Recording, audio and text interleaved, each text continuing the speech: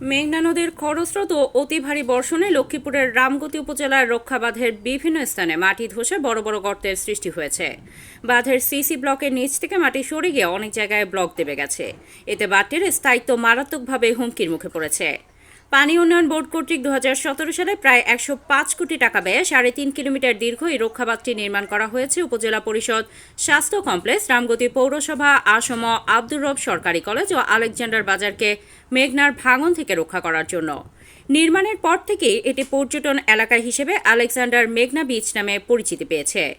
সরেজমিন দেখা গেছে আসলপাড়া লঞ্চঘাট থেকে পাটোয়ারি মোড় পর্যন্ত অন্তত 20 থেকে 30টি স্থানে মাটি সরে বড় বড় গর্ত সৃষ্টি হয়েছে।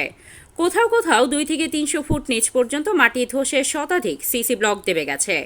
উপজেলা নির্বাহী কর্মকর্তা সৈয়দ আমজাদ হোসেন জানান, সাম্প্রতিক বৃষ্টিতে বাঁধের অবস্থা আরও খারাপ হয়েছে। এই বিষয়ে আমি পানি উন্নয়নের নির্বাহী প্রকৌশলীকে জানিয়েছি।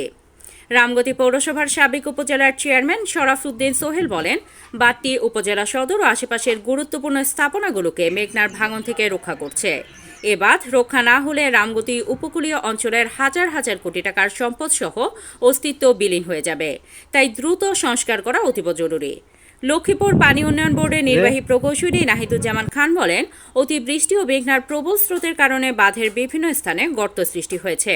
অতি দ্রুত জরুরি ভিত্তিতে গর্ত ভরাট ও সংস্কারের কাজ শুরু করা হবে। লক্ষ্মীপুর জেলা রামগতি উপজেলা, এটা আমাদের আলেকজান্ডার বাজার এবং পৌরসভা। এই নদীটা দীর্ঘদিন ধরে ভাঙছিল, এটা মেঘনা নদী। তো এটা একবার সংস্কার হয়েছে, বেরিটা বাঁধ হয়েছে। বাঁধ হওয়াতে আমাদের হাসপাতাল এবং আলেকজান্ডার বাজার, আদালত এগুলো টিকছে। এখন আবার ভাঙন ধরছে, ফাটন ধরছে। এটাকে আমরা পুনরায় আবার সংস্কার চাই। যদি সংস্কার করা হয় এটা আর ভাঙবে না। আমরা আকুল আবেদন প্রধান উপদেষ্টার কাছে এটাকে আবার সংস্কার করে দেওয়া হোক। দেখেন এটা ফেটে কী অবস্থা হয়েছে, এরকম সব জায়গা দিয়ে বেরিটা ডাউন হয়ে গেছে।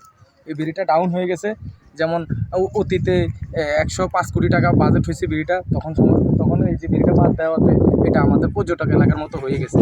কিন্তু বেরিটা এখন আবার এই যে ফাটল ধরছে বা ডাউন হয়ে যাইতেছে বিভিন্ন জায়গায়, আমরা চাই পুনরায় আবার এটাকে সংস্কার করা হোক। বালু মাটি ছিল, এই জন্য অতিবৃষ্টির কারণে বেড়িটা বালুগুলা সরে গেছে, এই জন্য গর্ত হয়ে গেছে। এই জন্য বেড়িটা ভাঙার সম্ভাবনা বেশি।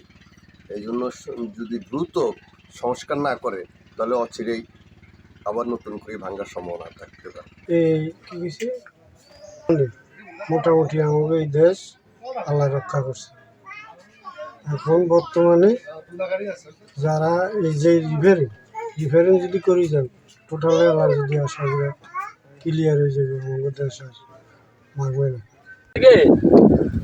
কত ভাঙছে এখন এটা বানিয়ে দিলে মানুষের মেলা উগান।